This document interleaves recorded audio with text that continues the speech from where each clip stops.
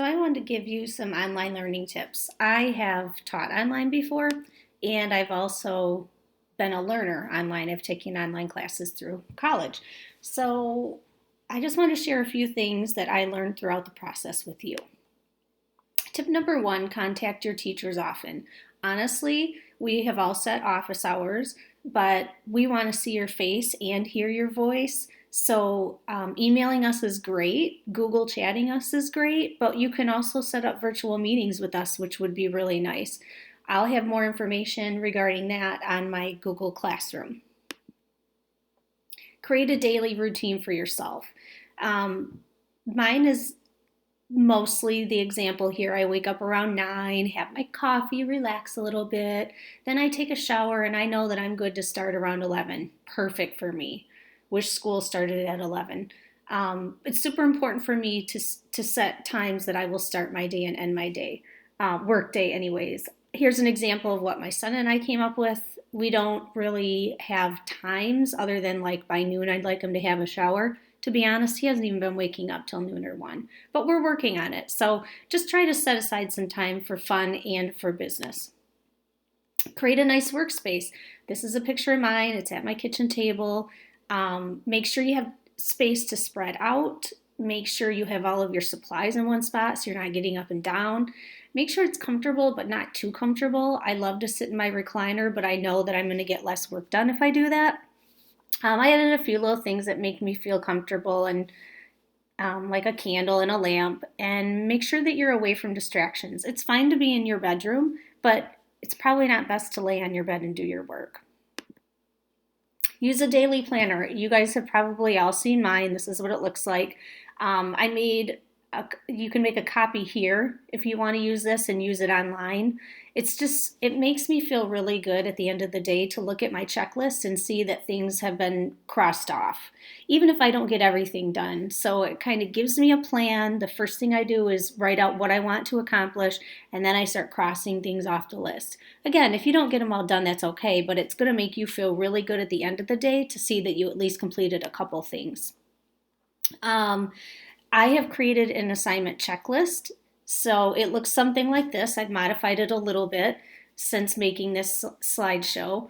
But basically, I will be giving all of my classes a checklist of what to do for the entire week. I'll also break it down by day, but you are going to be working at your own pace. You are going to encounter obstacles like slow internet or no internet, or maybe you're just having a rough day and you need to take some time off. That's totally fine. I'll just give you a list of what I expect you to do for the week. Everything will be due at Friday at 3:30, and I say 3:30 because that's when my work time ends at 4 with you guys, but then that gives me the weekend to give you feedback and make corrections on your assignments.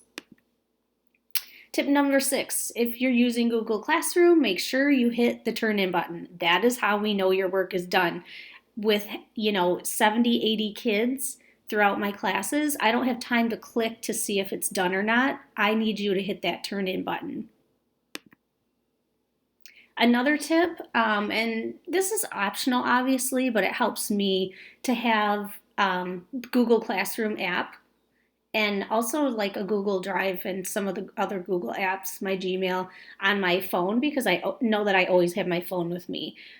Sometimes I work from my phone, sometimes I work from my computer. You might work from your phone or not, but at least you'll get those instant messages that an assignment or an announcement has been posted. Make sure to check Google Classroom every single day. Also, check your emails every single day. We're not going to see each other face to face as often as we did, and these are our main forms of communication. Last tip. We will be having some video conferences, and these are some tips that I've learned throughout the process. When you log into a video conference, press your mute button right away. And don't unpress that button. Don't unmute yourself unless you have a question for the entire class to hear, or unless your teacher has called on you. It's just like being in the classroom, really. Use headphones and turn off any background noise. So headphones will make it easier for you to hear versus the computer, the audio through the computer. Headphones get rid of that background noise. Whatever chat feature you're using or whatever video conference you're using, there'll be a chat feature. So you can constantly be asking questions and making comments to the teacher or the facilitator of the conversation. So even though you're on mute, you'll still be heard. And your video feature doesn't have to be turned on. You don't have to show your face. But if you do, make sure you're dressed, be aware of what's behind you.